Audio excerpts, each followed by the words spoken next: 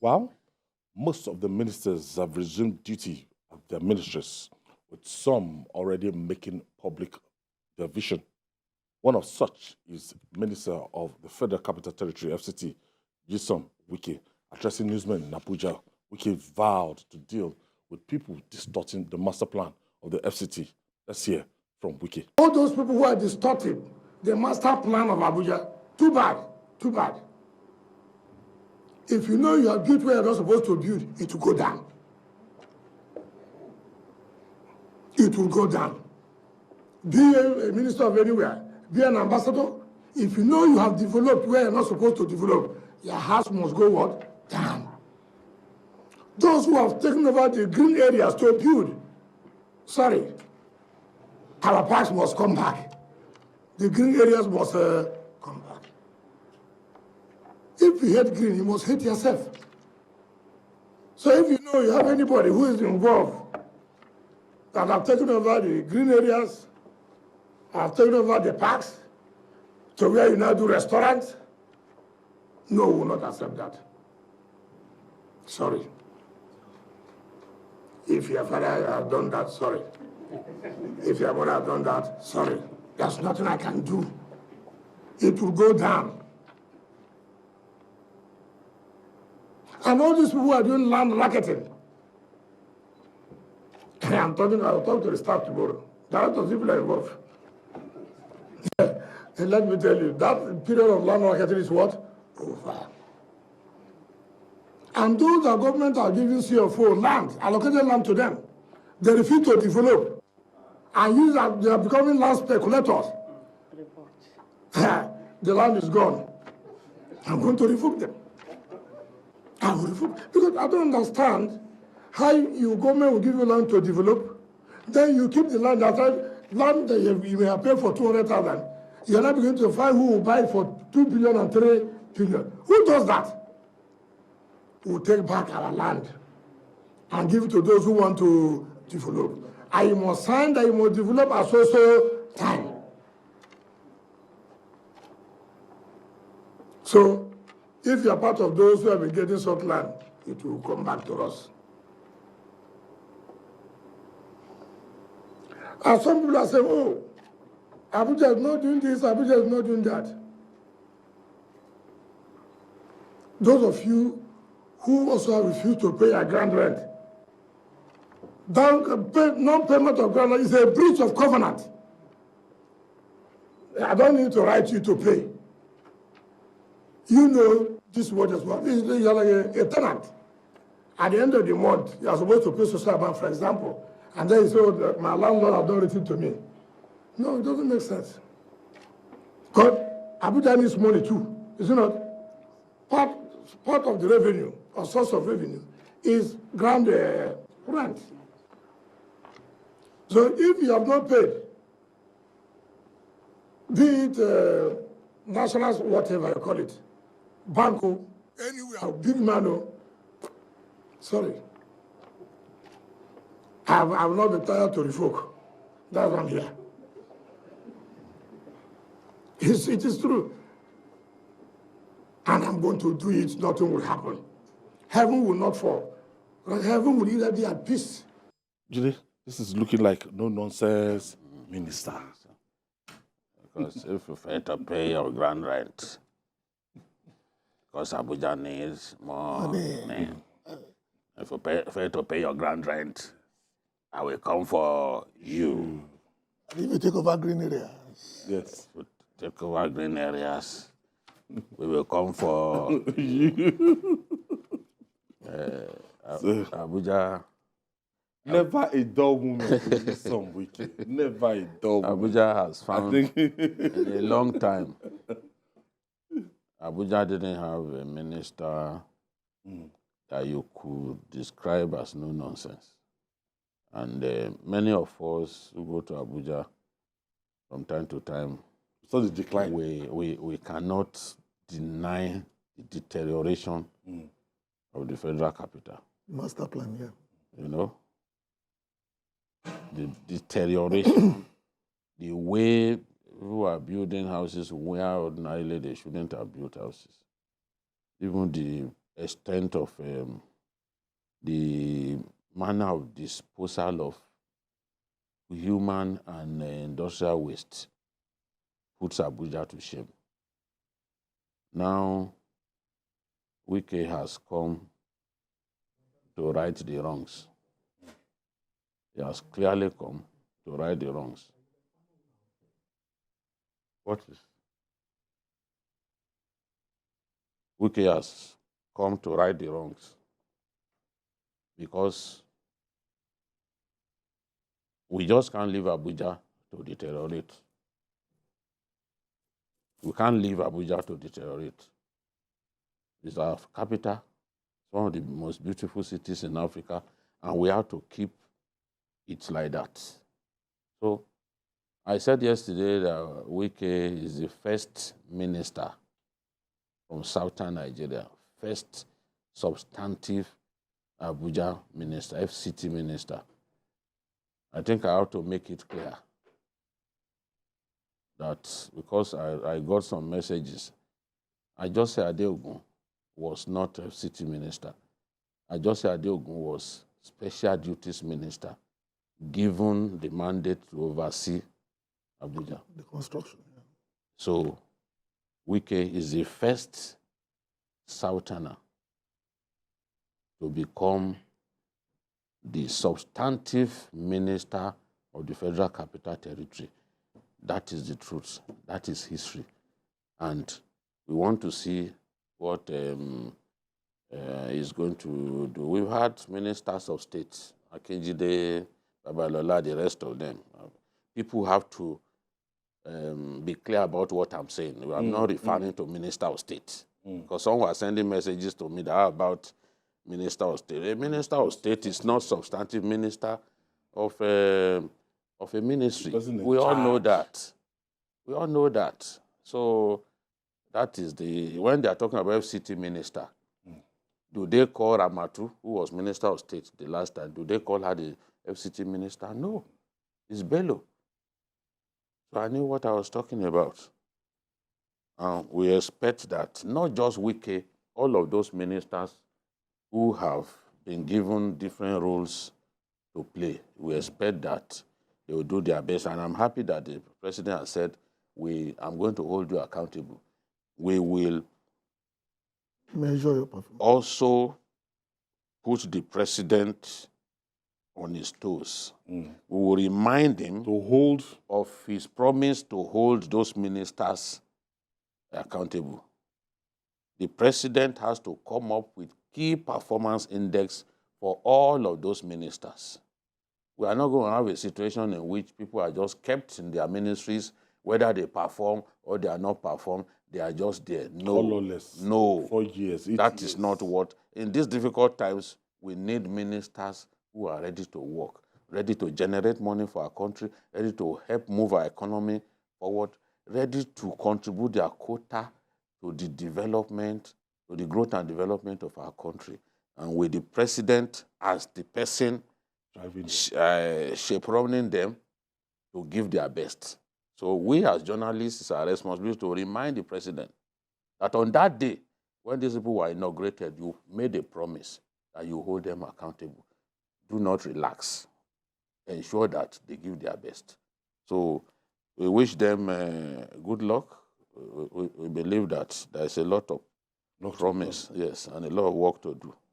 We're coming from a background that the record of the stewardship wasn't scrutinized at any given time.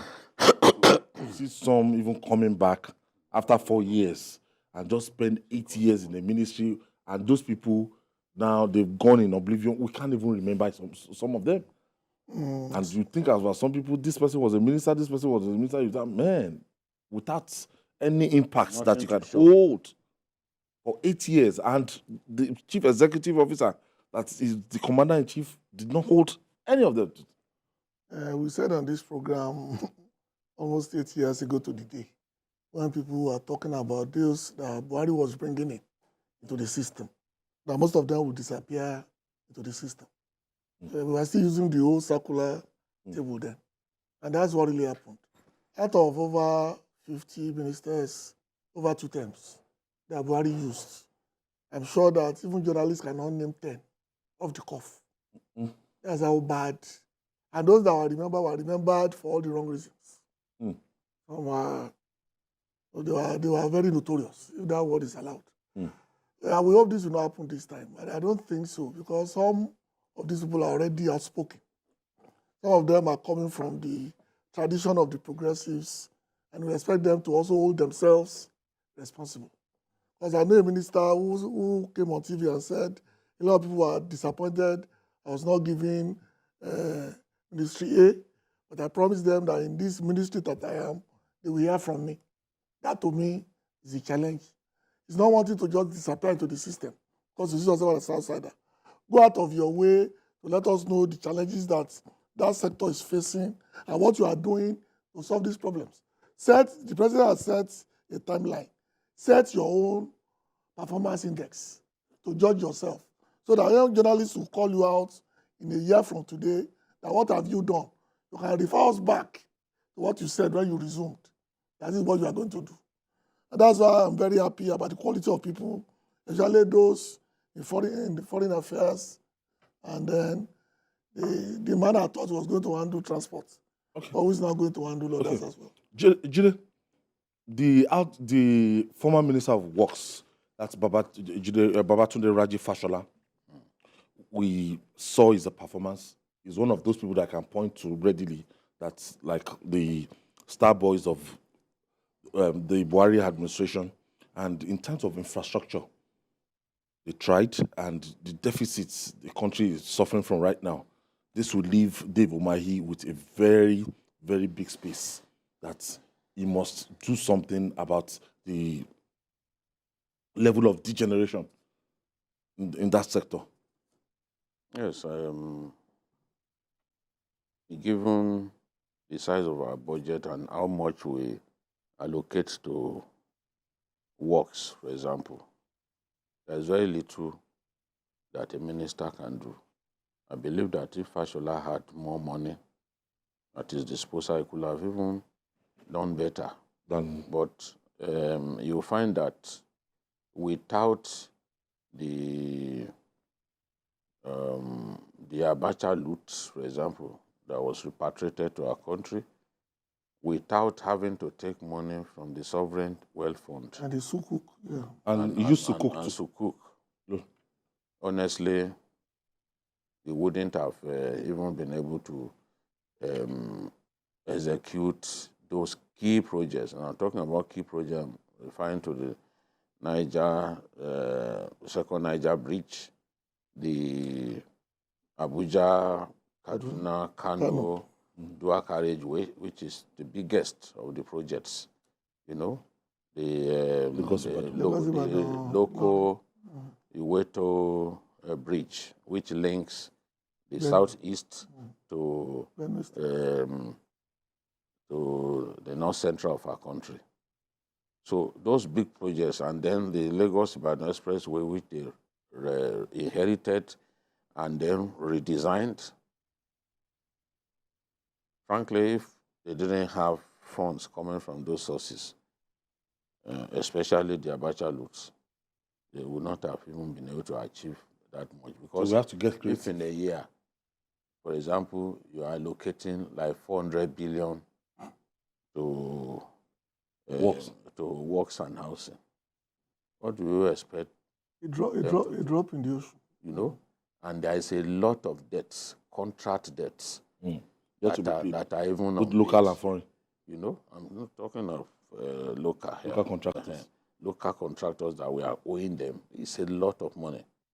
So how do you deal with such a situation? So the infrastructure decay will go on until we get creative about sourcing for funds, and until we get the private sector involved in the execution of this kind of projects. Because for me, the way to go, at least talking about global best practices, is a collaboration between the sovereign and the private sector. The private sector can take a project, do what you call build, operate, and transfer.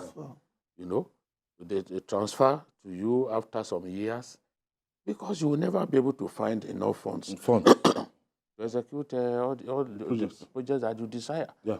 But now, I want to believe that with the subsidy burden taken away, the state and the federal will have more funds to build infrastructure. So our budget, we won't have to say, oh, we want to take so loan, this quantum of loan to be able to execute our project. A good chunk of what we need to implement our budget, we'll be able to find the money.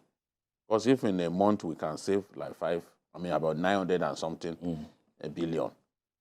Imagine what we can do in a year. Yes, in 1 month, you can imagine what we can save in a year. So the removal of subsidy has some blessings in a way.